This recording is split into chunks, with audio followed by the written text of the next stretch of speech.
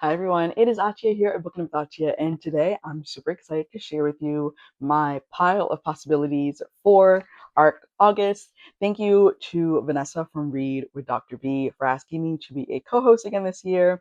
I am actually co-captain of Team Obsidian Order with the lovely Ally at Ally's Annotations, and so I have collated a list of 31 possible titles that I want to get to. These are like not like they are my priority reads for this month. And being part of Obsidian Order means that my team's bonus prompts are middle grade books and anthologies. Of course, we can read whatever, but if we read middle grade or anthologies, we get extra points, which is pretty cool. All of the books that I am going to share with you, with the exception of two of them, funny enough, it's the two nonfiction on this list, are books that I have on my Necklace shelf. So this is a list that is a mix of backlists, recent releases, and upcoming releases. I've organized this list by my team's bonus prompts, so middle grade and anthology, my two favorite slash most read genres, fantasy and romance, and then I guess that would be the fifth section is like everything else, every other genre that doesn't fit into those categories. And yeah, I'm super excited to jump into this. Before I do, however, I do want to encourage you to check out my bonfire. If you want to get yourself a lovely shirt like the one that I'm wearing that says professional bookworm, or my Etsy shop to get yourself some bookmarks. And if you'd like to support the channel on a monthly basis, you might want to consider becoming a Patreon member or a channel member. Jumping in with middle grade, I have 7 titles on this list. The first one is actually a sequel, so I won't be reading the synopsis for that or giving you the synopsis. Just move over here so I can put the cover. And that is Ghost in the Night by Tiffany D. Jackson. This is the sequel to Blood in the Water, which is an MG thriller. I have yet to actually read Blood in the Water, but I was super excited when it was first coming out, so I am planning on reading that one, well, obviously first, early in the month, and then moving on to Ghost in the Night by Tiffany D. Jackson. Then we have Caput Mundi by B.R. Kang. This one has been on my TBR for a while. I was super excited when I saw it on NetGalley, and I was granted access to the ALC, and it's finally time for me to read it. There's no excuse anymore. It says, when Neil Terra sets off to find his missing parents, he ends up in Caput Mundi, a dazzling place filled with flourishing innovation and alchemic wonders. It is also the home of Inari, a shape-shifting metal that can be willed into any shape, whether it be swords, forks, or fly swatters. There, Neil's talent for Inari shaping emerges, and for the first time he feels like he truly belongs. But when he discovers that his mother is the leader of the Double Eyes, who is out to eliminate Inari altogether, he is faced with an impossible choice: to stop her or watch hundreds suffer at the hands of someone he'd do anything to reunite with. Caput Mundi, the head of the world, is an upper middle grade adventure fantasy with a touch of hope punk. Okay, that's like a new word. At its core, this is an adventure story filled with action, mystery, and well-deserved butt kicking, but it's also about perseverance and what it means to stand up for what's right. It's about finding your voice, taking your power back, and holding on to who you are, no matter what the world throws at you. The third middle grade I have is Opal Watson, A Case Most Fowl by Brittany J. Thurman. Opal's schoolmate Piper has lost a beloved pet, a bird named Blizzard, that disappeared while her family was moving into a new house. Opal and Frank agree to track down Blizzard, even though it means teaming up with Piper's older brother Jake, a former bully who claims he has changed his ways. Meanwhile, Opal is still solving a mystery of her own. Who is Maud Watson, the woman whose picture she stumbled across in an old issue of the Chicago Defender newspaper, and how is she related to Opal? As Opal and her friends investigate both cases, they discover that Blizzard is more than just a missing pet, and she's not the only one missing. Meanwhile, Maud's case has Opal puzzling through a series of ciphers that take her from Chicago's historic cemeteries to abandoned underground tunnels. Can Opal and her friends outwit the bird nappers while unraveling Maud's past, or will these two cases prove to be too much? I think it was Opal Watson Private Eye is the name of the first one, and I absolutely adored it. So I'm like very much looking forward to getting to A Case Most Foul.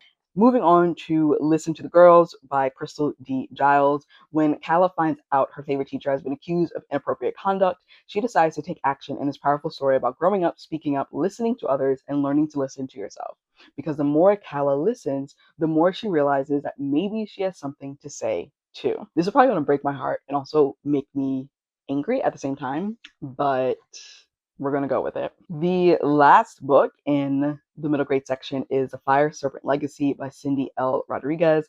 Magic, danger, and heart collide in this middle grade adventure as Ari Braga risks everything to raise a fire serpent in secret and save the Amazon from destruction. Perfect for fans of Total Eclipse of Nestor Lopez and The Last Beekeeper. Ari Braga isn't much of a fighter, not like her parents, who rode the legendary Waitatas, protecting the Amazon and its people. But when she discovers a fire serpent's egg, Ari knows she can't stand on the sidelines anymore. Her parents believe the egg should be in Brazil, so Ari isn't going to stop until their last wish is fulfilled, even if she has to hide the truth from her family. But getting the egg safely to the Guardians is easier said than done, and when it suddenly hatches, it's Ari's turn to be a hero, to protect the new fire serpent and help him save her family's homeland from destruction. Next up, moving into the anthologies and essay collections, we have 4 titles. And the first one is actually a pretty short one. I should probably start this one like this week. And that is If We Cannot Go at the Speed of Light by Kim Choyeop, translated by Anton Her. I also really love this cover. I think it's so pretty. In If We Cannot Go at the Speed of Light, Korean science fiction superstar Kim Choyeop leads us to places we never thought we'd reach, worlds distant but familiar, and brings us in contact with a near dizzying humanity that is perfect for fans of Ted Chiang. Across these 7 stories, Kim Choyeop travels the galaxies and explores the furthest reaches of the human mind. Here, the paintings of an enigmatic artist reveal long-forgotten messages from beyond. An elderly woman recounts her life story as she waits for a spaceship that may never arrive. Another woman leaves her genetically perfect society to discover the truth about her world, and much more. Traversing the bounds of imagination with an ethereal incisiveness, Kim Choyeop dismantles the borders between real and surreal, material and abstract, earthly and otherworldly. With unforgettable inventiveness and pathos, If We Cannot Go at the Speed of Light heralds the arrival of an essential voice in contemporary fiction. This is high on my priority list. It's short, 7 stories, actually is not bad at all. And it's also going to help me with my one of my 2026 goals, which is to read more translated works. And look at this cover and the back as well. I think if I open it up, it's all one picture. Oh, maybe not, but it's still pretty cool. The second anthology I have here is Forged in FIYAH, celebrating 10 years of Black speculative fiction, edited by DeVaun Sanders. This one actually comes out in September, and I was kindly sent a ARC by the publisher. Featuring the masterful prose of some of today's most accomplished writers, Forged in FIYAH is a celebration of Black speculative fiction unlike anything seen before. Forged in FIYAH showcases the extraordinary talent and innovation of contemporary Black science fiction and fantasy. Coinciding with the 10th anniversary of FIYAH magazine of Black speculative fiction, this collection of 18 stories features tales from mainstays of genre fiction alongside the dynamic, groundbreaking work of several of FIYAH's most promising newcomers. From pop-up funeral homes between worlds to magical healing silks, from second chance afterlives to creepy, sinister dolls, and from kind-hearted killing machines to a vampire with a conscience, these stories of science fiction, fantasy, and horror are unlike anything you have read before. Hopeful, defiant, glorious, and joyful, Forged in FIYAH is a landmark celebration of everything Black speculative fiction has to offer. Also, this cover, another one, just absolutely gorgeous. Need I say more? And then we have a nonfiction. Come on, let's go. This is The Problem with Pretty, Beauty Bias and the Surprising Science of Good Looks by Dr. Allycin Powell-Hicks. What is beauty? Who gets to determine who is beautiful? What happens when you fall outside of beauty norms? Most of us have been tricked into believing beauty is about how we look, but Dr. Allycin Powell-Hicks reveals that the real problem isn't your appearance, it's how you're trained to see it. Blending science-based research and personal experiences, The Problem with Pretty dismantles beauty myths from their roots and dissects what it really means to be beautiful. She exposes how our brains take shortcuts, latching onto tiny visual cues and filling in the rest with socially constructed ideas that have nothing to do with reality. The Problem with Pretty rewires how we perceive beauty. Drawing on women's stories, Dr. Ali breaks down the biases that shape our self-worth. She sheds a much-needed light on the systems that profit from our insecurities, as well as how understanding our lineage can help us reclaim our power. With humor and her signature, straightforward style, Dr. Ali offers the practical tools you need to stop chasing pretty and start living free, whole and connected to who you really are. Also, I love this shade of pink. So I'm excited to get to this one after I finish the next one, because I've actually already started this one. Didn't get far, I think maybe like 30 pages. And that is The Instigators: How Black Women Have Been Essential to American Democracy and What We Can Learn from Them by Atima Omara. How can we build a truly inclusive multiracial democracy? For Atima Omara, the answer is The Instigators, a name she has given to a demographic of Black women between the ages of 18 and 45 who are equipped with the insight and experience to save American democracy. They didn't ask for this ability, Omara argues, but had it forced on them because racism and sexism have made Black women among the most marginalized groups in American politics. We can all benefit from their strategic know-how as we rebuild our society. Black women have always been the most relentless instigators for change, tackling systemic discrimination and building a democracy for all. Sometimes the biggest barriers are inside the progressive movement and the modern-day Democratic Party. Omara contextualizes the present by drawing on her political knowledge, expertise, and history to examine how Black women have responded to the failures of movement and political party.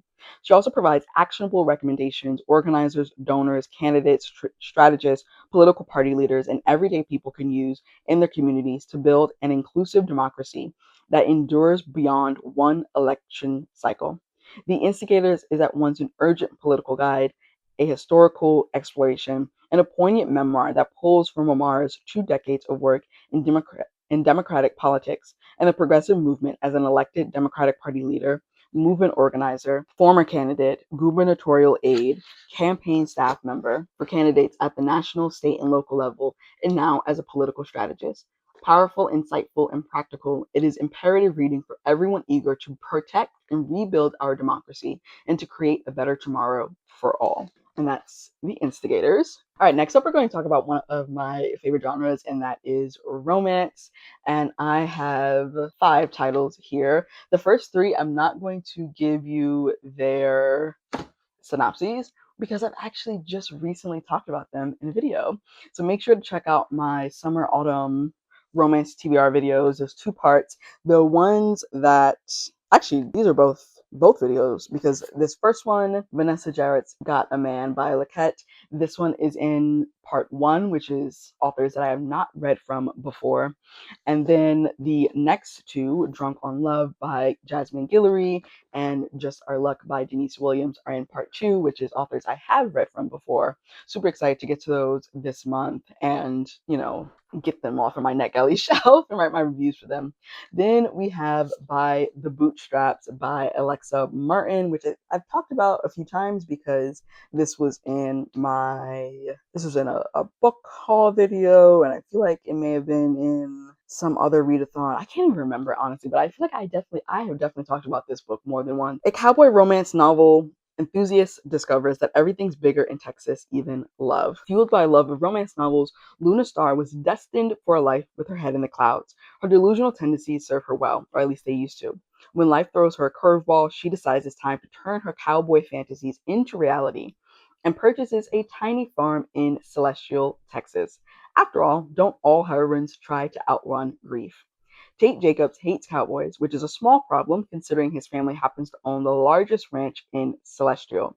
Life might not have gone the way he wanted, but as head coach at his old high school and the town's best and only handyman, he's figured out how to stay busy and keep his head down until the new girl in town shows up. Luna's new property is a bad accident waiting to happen unless someone helps her with her DIY home renovations. As Tate and Luna spend more time together fixing up her house, unexpected feelings and undeniable chemistry bubble to the surface. Luna might have moved to Celestial to make her cowboy dreams come true, but somewhere beneath the vast Texas skies, she discovers that love in the real world can be far better than she imagined. And this one, this one came out in May of this year, so we need to get to that. Then the last romance I have on this list is I Punched an Alien and Now We're in Couples Therapy by Kimberly Lemming. I love Kimberly Lemming's work, so I'm very much excited. And this one actually comes out, I think, August 18th. So I'm going to try and get my hands on a physical copy of that. A zany and sexy romance about a woman who finds herself stranded on a far-off planet and made it to the warlord alien king. From USA Today bestselling author Kimberly Lemming. It's not in Blair's nature to just give up. Not when she's beamed up to a spaceship and then dropped on an alien planet. Not even when she's in the middle of a forest fire surrounded by dinosaurs. And definitely not when she's captured by an arrogant alien king. If King Osid thinks he can break her, he's in for a shock. Blair lives by only one motto: if you stay ready, you never have to get ready. But absolutely nothing could have prepared her for finding out that despite recent hiccups, the alien researchers are determined to get their breeding program back on track. With that in mind, Blair and Osid are bundled off to the research center for what they're told is couples counseling. As they face a series of increasingly dangerous challenges, it soon becomes clear the research aliens may have confused an episode of The Bachelor with Survivor, bonding over their common enemy and, shall we say, encouraged by love darts. Blair and Osid let down their walls and take off their clothes. When they discover that there are somehow even more secret plans in the works, another hilarious, steamy, over-the-top adventure is in store. I can't wait. I can't wait. All right, then we have some fantasy titles. The first five I'm going to mention, I'm not going to share the synopses because they're sequels.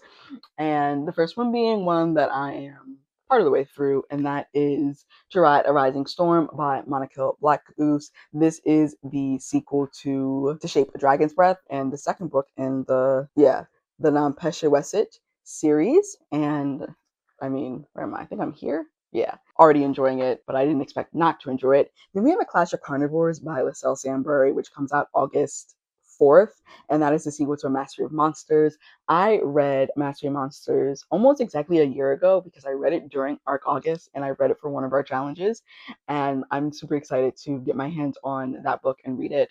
The third sequel is actually the final book in a series, which is like exciting but also heartbreaking, and that is Guardians of Dawn Sua by S.J. Jones, and it's the fourth and final book in the Guardians of Dawn series. I just finished Yuli a few days ago, and I can't wait to see how we're going to wrap up and continue with that. Then we have The War Beyond by Andrea Stewart. This is a sequel to The Gods Below, the second book in the Hollow Covenant. Also, just this cover is increasingly epic. And the fifth sequel I have that I want to get to is The Sovereign. And this is actually the final book in a trilogy. What is it called? Yeah, Magic of the Lost Book 3 by C.L. Clark. And again, just a very dramatic cover. And these are all favorite series. So I'm excited to just continue in them and absorb everything they have to give me. Then the sixth fantasy book I have is Devil of the Deep by Valencia Jean-Francois. I'm actually in the middle of reading this. And it says, Lou watched the love of his life walk the plank and sink into the inky black depths of the sea. Nana was dead, or so he thought. 5 years later, Lieutenant Lou Ortega, dutiful fleet officer, embarks on a mission to hunt down a powerful talisman now in the hands of a runaway mermaid. On his quest, he discovers the impossible. Nana is still alive, fierce and cunning, and as breathtaking as ever. Nana's won enough bloody sword fights as a pirate captain to earn the nickname Devil of the Deep. She has come to reject the system of order that Lou clings to, and worse, she's protecting the very quarry he's tracking, Pearl Highwater, who has defied the all-powerful sea god and might hold a valuable key to finding her people's lost island. When the tides and fates bring them together, Nana, Lou, and Pearl must choose their loyalties, find their courage, and race to protect the island from false gods and forces of evil, or risk unleashing an ancient curse that could destroy them all. Oh, and it's the beginning of a series. I don't know how long it is, but I know there's definitely a second book. Then we have The Library of Flowers by L.C. Chu. This is actually a library book, so I need to bump this up on the list so I can return it. My name is Lucy Wah, and I come from a long line of extraordinary women. For centuries, the Wah women have held sway over the courts of emperors and billionaires with their magical perfumes able to stir hearts and ensure fortunes. And in every fifth generation, an eldest daughter is born with the rarest gift of all, the ability to summon true love. As a long-awaited fifth daughter, Lucy was supposed to be the miracle her exacting mother had been waiting for. But when her gift failed, Lucy fled Vancouver, her legacy and the expectations that had nearly broken her. Now, years later, she runs a tiny perfume shop tucked away in Toronto's Kensington Market, crafting beautiful, perfectly ordinary scents and keeping her extraordinary past firmly behind her. That is, until a death in the family brings her home and saddles her with an unwelcome inheritance. The centuries-old Hua family register, brimming with secrets, formulas, and forgotten truths. As Lucy unravels the stories of the women who came before her, including the mother whose complicated heart she never could understand, she must confront the tangled threads of love, power, and identity, and ask herself whether her magic was truly gone or simply waiting for her to decide for herself what it means to be a daughter of the House of FIYAH. I'm like, what? And I don't know if this is a standalone. It feels like it is. It feels like it is a standalone. And also, this cover is just absolutely gorgeous. Then the last category is everything else. So just things that aren't middle grade, aren't anthologies or essay collections, aren't romance, and aren't fantasy. Starting with Jade is a Twisted Green, a book that I've had 3 years now. I need to read it. I remember when I bought it too. And that is Jade is a Twisted Green by Tanya Turton. Jade Brown, a 24-year-old first-generation Jamaican woman living in Toronto, must find a way to pick up the pieces and discover who she is following the mysterious death of her twin sister. Grappling with her grief, Jade seeks solace in lovers and friends during an array of hilarious and heartbreaking adventures. As she investigates some of life's most frustrating paradoxes, she holds tight to old friends and her ex-girlfriend, lifelines between past and present. On the journey to turning 25, she finally sees that she belongs to herself and goes about the business of reclaiming that self. Through a series of whirlwind love affairs, parties, and trips abroad, Jade stumbles toward relinquishing the weight of her trauma as she fully comes into her own as a young Black woman and writer. Okay, it's also a short one, so there's really no reason for me not to read it this month. Maybe in between some of these very thick fantasy books that I have. Then we have a historical novel, Happy Land by Dolan Perkins-Valdez. Another absolutely gorgeous cover. In the hills of Appalachia, there once was a kingdom. Nikki hasn't seen her grandmother in years due to a mysterious estrangement inherited from her mother. So when the elder calls out of the blue with an urgent request for Nikki to visit her in the hills of western North Carolina, Nikki hesitates for only a moment. After years of silence in her family, she's determined to learn the truth while she still can. But instead of giving answers about the recent past, Mother Rita tells Nikki an incredible story of a kingdom on this very mountain, and of her great-great-great-grandmother Luella, who would become its queen. It sounds like the makings of a fairy tale, royalty among a community of freed people. But the more Nikki learns about the kingdom of the Happy Land and the lives of those who dwelled in the ruins she discovers in the woods, the more she realizes how much of her identity and her family secrets are wrapped up in these hills. Because this land is their legacy, and it will be up to her to protect it before it, like so much else, is stolen away. Inspired by true events, Happy Land is a transporting, multi-generational novel about the stories that shape us and the dazzling courage it takes to dream. So, yeah, this is the author of Take My Hand, which I put the cover there. Absolutely loved. And I mean, it's heartbreaking, but it's gorgeously and beautifully written. So I'm looking forward to more gorgeously and beautifully written prose in this one as well. Then we have one that I feel like I keep talking about, but that is Funerals Are for the Living by Sammy Ellis. Junie would call herself her sister's keeper if her sister wasn't already dead. A month ago, Junie Daniels was in a car crash that left her with a dead sister, fragmented memories of the accident, and a mother too checked out to plan a funeral. The cheapest burial plot Junie can find is in the next town over. Sure, Williamsville is still proudly named after a slave master who was rumored to dabble in dark magic, but that is North Carolina after all. When Junie and her best friend Omari visit the grave, unexplained occurrences start happening. Flowers wither as soon as they're planted, a bird falls dead on the headstone. The more Junie and Omari investigate and learn about Williamsville's history, the stranger their lives get. And it's not long before they're taken. Williamsville wants both Daniel's girls, but Junie will do anything to protect her sister, even if it's only her corpse. Do I need to say more? I feel like I don't. I feel like I'm hoping this is about to give everything that it seems it will be giving. Also, this cover is absolutely creepy. I can't look at it for too long, but I kind of love it. I don't know if that makes sense. Next up, we have another book that I got from the library, and that is Japanese Gothic by Kylie Lee Baker. Another absolutely gorgeous cover. In this lyrical, wildly inventive horror novel interwoven with Japanese mythology, two people living centuries apart discover a door between their worlds. October 2026. Lee Turner doesn't remember how or why he killed his college roommate. The details are blurred and bloody. All he knows is he has to flee New York and go to the one place that might offer refuge, his father's new home in Japan, a house hidden by sword ferns and wild ginger. But something is terribly wrong with the house. No animals will come near it. The bedroom window isn't always a window, and a woman with a sword appears in the yard when night falls. October 1877. Sen is a young samurai in exile, hiding from the imperial soldiers in a house behind the sword ferns. A monster came home from war wearing her father's face, but Sen would do anything to please him, even turn her sword on her own mother. She knows the soldiers will soon slaughter her whole family when she sees a terrible omen, a young foreign man who appears outside her window. One of these people is a ghost, and one of these stories is a lie. Something is hiding beneath the house of sword ferns, and Lee and Sen will soon wish they'd never unburied it. What? Wait. Ugh, I'm ready. I'm so ready. And then we have You Only Live Once by Autumn Allen, which is a young adult novel. An unforgettable, heartwarming, hilarious coming of age story about faith, family, all kinds of love, and a Black Muslim teen pursuing an ordinary goal in an extraordinary time. Barely 1 week into senior year of high school, Boston native Zakiya is making her 2012-2013 get free plan. Step 1, quit high school. PSA, there are other ways to get to college. Step 2, live like it's Ramadan year round. As she gets deeper into her plan, she starts to wonder if there's someone out there who would be a good companion.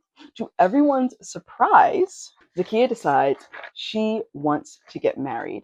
But there are some complications. Problem 1, she's never met a guy she's liked. Zakiya's family reluctantly and friends eagerly agree to support the search. Problem 2, what's the secret to choosing a good life partner? Enter Musa by way of mutual friends. With the marriage in mind, Zakiya and Musa get to know each other, progressing from email to instant messaging to phone calls. Things are going well, thrillingly well, until tragedy strikes Boston. In a moment of heightened emotion and stress, Zakiya and Musa have their first major disagreement. Zakiya can call the whole thing off, but with or without Musa, what does it mean to live on her own terms? Ugh, that sounds like it's going to be good. Then I have 1, 2, 3, 4 volumes of manga that I want to get to. First one, It Smells Like Green Spirit. Suffocated by his rural hometown and the ruthless homophobic bullying he endures at school, Futoshi Mishima has only one escape. Late at night, he swipes his mother's lipstick and delights in quietly dolling himself up. So when the liberating lipstick slips out of his pocket one day, Mishima is at a total loss until he finds his worst tormentor trying it on for himself. The two stumble into a summer of unprecedented freedom, but as they soon discover, freedom doesn't come without a cost, and they may not be the only ones in town with something to hide. Then we have Cells at Work Cat, Volume 1. I love cats, and I have not read the original Cells at Work series, but I have watched some episodes. I used to show certain episodes to my students because I was teaching them science, and I always loved it. So I'm excited to see how this translates to the manga form. Red blood cell, white blood cell, and their team put on their cat ears as they work day and night to fight invaders big and small to make sure our feline friends are happy, healthy, and purring. Explore the action taking place inside a cat's body in Cells at Work style, while also seeing the perspective of the humans who provide a home and tender, loving care. Third one is Comeback After Fate, a spicy and taut BL boy love romance starring the alpha and omega of the K-pop world. Mixing music and Omegaverse seduction, this one-shot manga pairs a newcomer alpha boy band member with an established star who has his secret. His group may not be all alpha as it claims. Aries boy band Vinx has just debuted. People assume success comes naturally to him since he's an alpha, but actually, as the youngest member, he has to work twice as hard. His exceptional dancing lands him a solo session with Soo Young Lee, a top idol from an all-alpha group called A-Code. The piece they're dancing to is a nostalgic hit that started a destined mate craze. The lyrics, "You spark my heart, I need you right now," always felt like a faraway dream to Eri. So why does Soo Young smell so sweet? Can it be that this celebrity isn't so all alpha after all? And then the last manga and the last book on this TBR is Blue Summer Haze Volume 1, a baseball diamond, a love triangle, and two catchers with their eyes on the same picture bring the heat in this baseball boy love, perfect for fans of Nagisa Furaya's My Summer of You. Makoto's favorite childhood memories are playing baseball with his best friend and former teammate Shizuke, the catcher of his baseball team. When Shizuke suddenly moved away, Makoto was left devastated, but he clung to the promise of the two of them someday reuniting for the championship game at Koshien Stadium. Now in high school, Makoto is the ace pitcher of the baseball team, and he and Hokuto, the team's catcher, are an all-star duo. But when Shizuke suddenly transfers, drama, back to Makoto's school, and it gets harder and harder for the boys to keep their heads in the game under the scorching heat of the baseball diamond.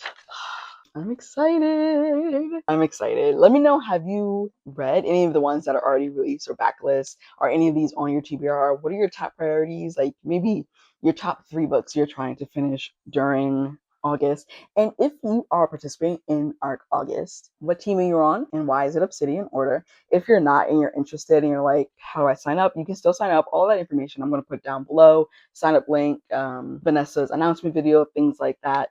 But yeah, thanks so much for watching my video. Make sure you have liked it and hit the bell so you're notified whenever I go live for reading sprints and upload new videos. Check out my bonfire as well as my Etsy shop, and you'd like to support the channel on a monthly basis, you might want to consider becoming a channel member or a Patreon member. And I will see you in another video. Bye. Weakness showing, I ain't living for the moment. I see what's mine and I want it. Hungry like a Pac-Man, I'm Bruce Wayne and Batman. I'm Naruto with a Hanzo, got a sharp mind like I'm Einstein. Posting copywriting, so it's all mine. Check it for me, I'm